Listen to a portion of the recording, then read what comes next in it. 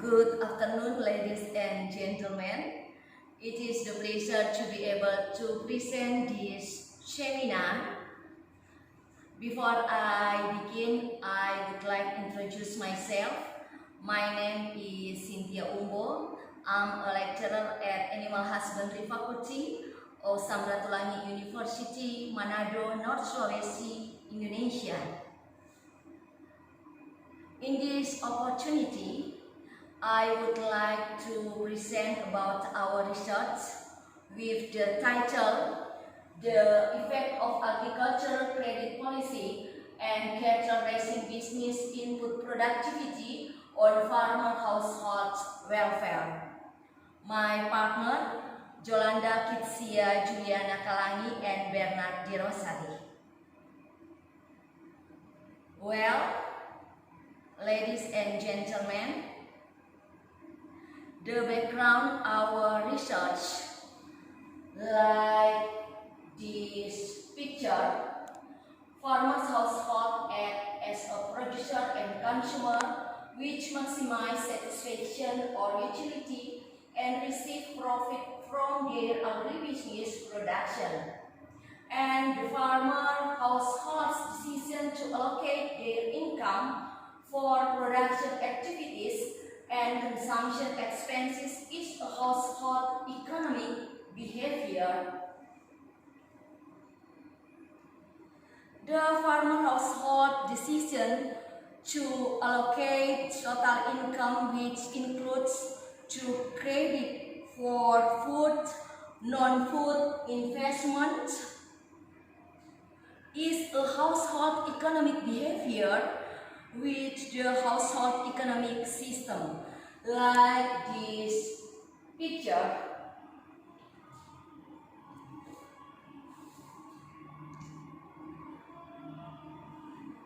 Ladies and gentlemen, in East Nusa Tenggara province, the issue is that even though a large amount of agricultural credit has been given, the farmer household welfare is still poor, signified by the high poverty rate, low income rate, low food security, low agricultural productivity and production characteristic, and the stagnant repayment and credit revolving.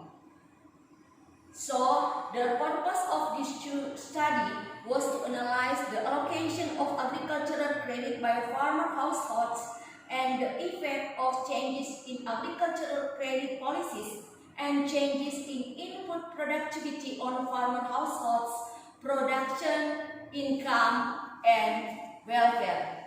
This research outputs expense structure, welfare, and factor can be influence the farmer's decisions.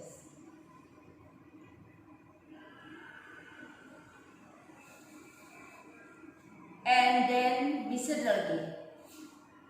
Data collection method, survey, and location. The selection of regencies and village was conducted purposefully with the consideration that this area is a cattle producing channel and has the highest number of farmer household receiving and agricultural credit in East Nusa Tenggara province. This study was conducted in 5 villages in Kupang Regency and 3 villages in South Timur Tengah Regency, namely Buncuka, Bendutu, and Ubobo village.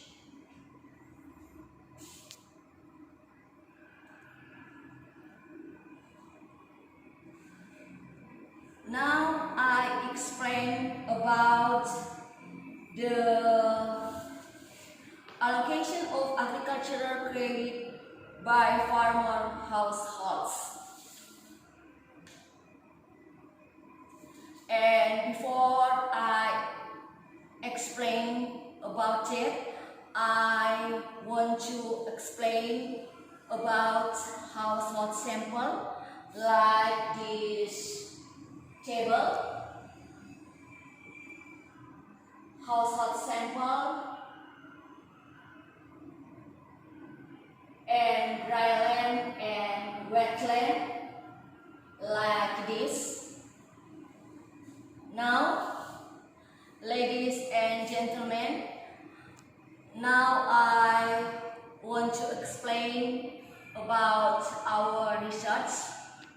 The first about allocation of agricultural credit by farmer households.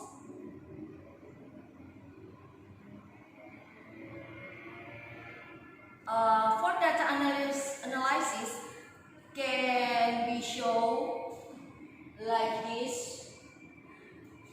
Data originated from the estimation results of a simultaneous equation system using the 2SLS method and specification phase, validation, and finally simulation.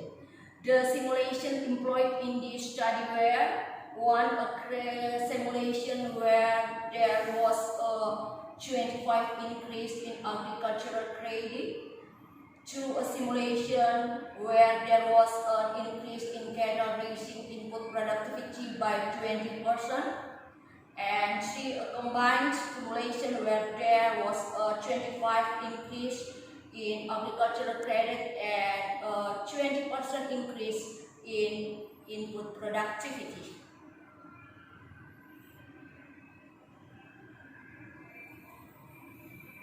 Now about our research, results and discussion. The first about allocation of agricultural credit by farmer households.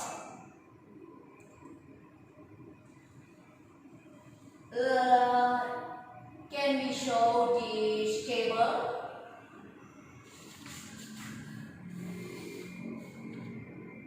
As the table, the highest allocation for cattle raising business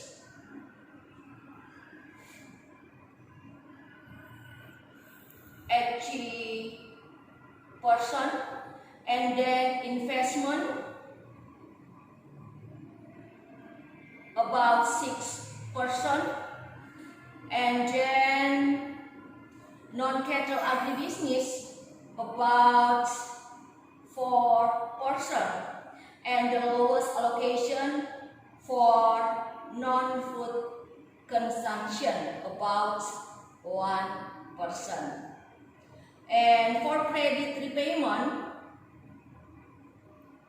the wetland is the bigger than dry land, like this.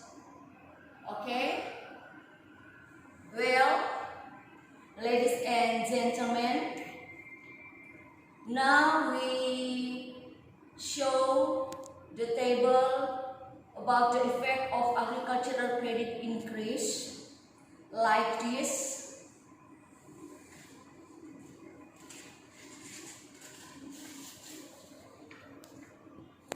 The impact of an increase in agricultural credit was the decrease in the allocation of family member manpower to the cattle raising business, and as the compensation, it was replaced by outsider.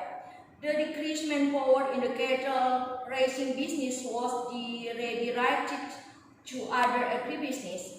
In addition, the demand for outsider male worker for other agribusiness increased, which decreased the outsider female workers for other agribusiness and allocation of family members to non-agricultural business.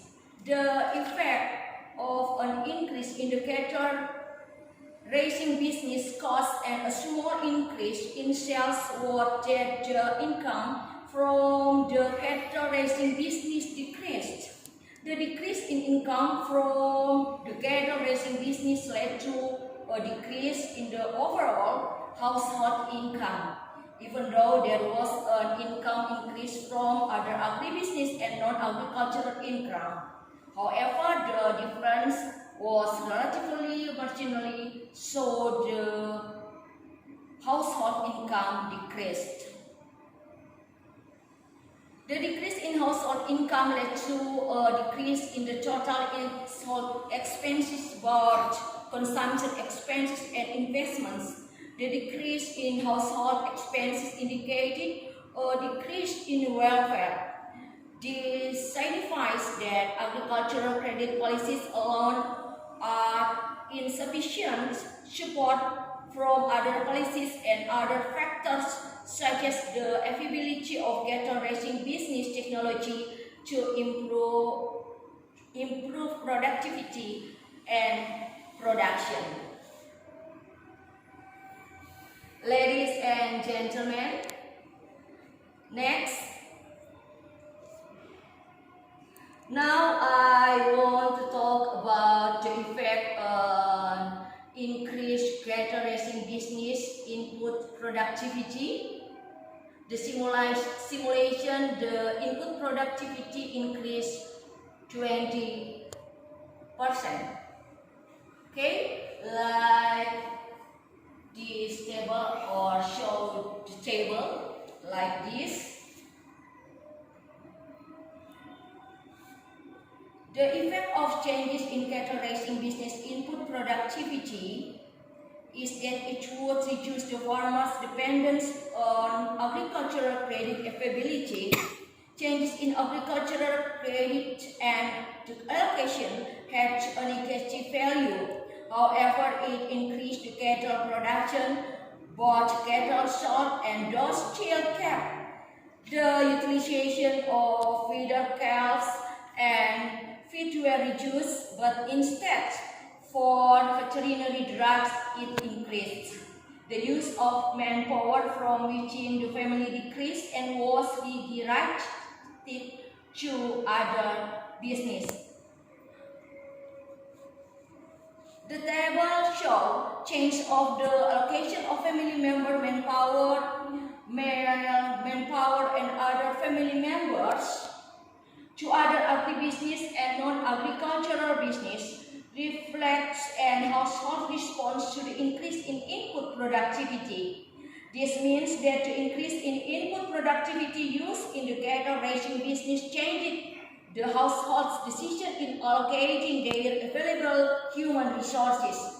The household's ability to rationally allocate the available family members to various productive activities had an effect on the income received from those activities. And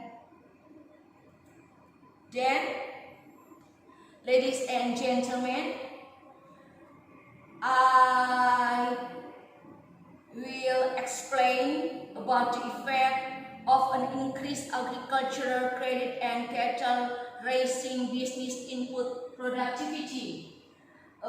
Credit increase 25% plus input productivity decrease 20%.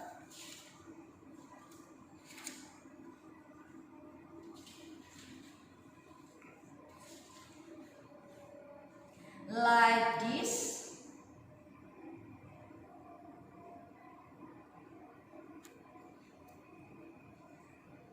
And well, ladies and gentlemen, as conclusion, 1. Giving agricultural credit without following it with improvements in input productivity in the cattle raising business could not consistently improve the welfare of farmer households, because there is a possibility that the agricultural credit would be utilized for non-productive household expenses, even though it is meant to maintain the balance between the household's economic and social aspects. And the performance of the exciting technology is unable to accelerate the improvement of productivity and production in the cattle raising business. And then, providing agricultural credit followed by the increase in agricultural input productivity would have a positive effect on the improvement of the cattle raising business production and productivity, the farmer household income, and also increasing the farmer household welfare. And now about the policy implication. Agricultural credit is beneficial as credit for the cattle raising business in farmer household in East Nusa Tenggara.